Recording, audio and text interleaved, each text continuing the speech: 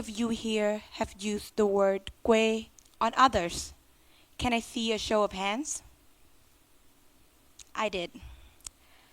And then now, how many of you here actually stop and then ask yourself, what does that phrase even mean? I guess the number is now way less. When I was 2, a relative came to visit my birthday. And a young Ziomi was found goofing around in a pile of toy. I still do now. And little did she know that the plain sight of her innocent self can become such a shock to the adults, who then turned to her mother and asked, "Why does your daughter look so kwe?" And don't worry, there were no fighting because my parents actually burst out laughing because they agreed with my relative.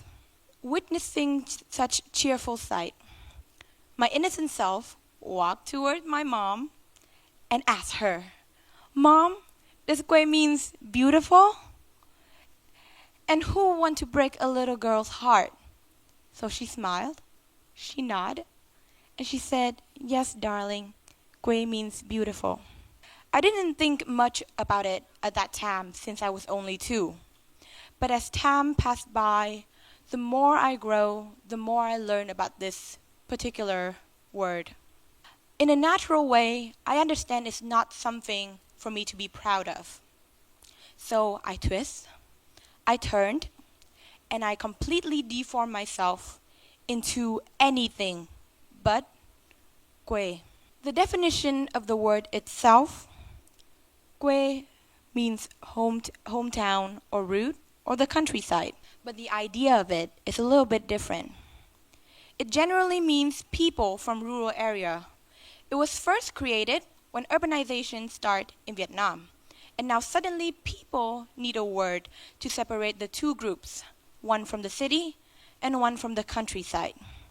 They say that there's no specific time when the word actually started to carry a negative meaning. But however, we do know that during the French colonization, that's when the people in Hanoi, the heart of Vietnam, the capital city, they used that word to address others who they believe that are less civilized or uncivilized compared to their standard. And the word kwe now means to be kwe, means to be ugly, shameful, or lame. Speak in a more academic way. The society built an image of kwe as someone who are low educated, who don't have social and cultural awareness. And sadly, the word is still used nowadays by the young generation. And with globalization so strong, many of us are slowly turning our backs on our Vietnamese identity. A few years ago, I got the chance to reconnect with my actual Quê, or my hometown. I found out that Thiem and Thanh Hóa are both so beautiful and rich in culture.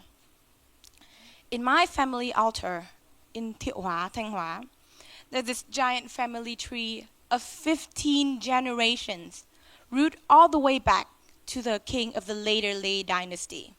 So you can say that I am somewhat related to a deceased king a few hundred years ago. And then in Thiem, my mother's hometown, a place where they have rituals passed down from one generation to the next. And seeing the young boys and girls there, pouring their heart and soul out to carry a giant statue of Lý Ông Trọng, the saint of Thiem. I can see the firing pride in them, and they are the embodiment of 1,000 years old ritual. I then took a step further into understanding this word. During my trip to Huế, I talked to 6 students from Huế School of the Gifted, and I asked them about this word.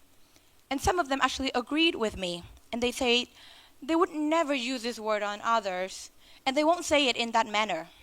But only one of them actually said this.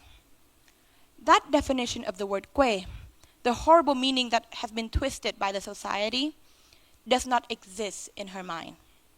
And so it makes me realize something about myself.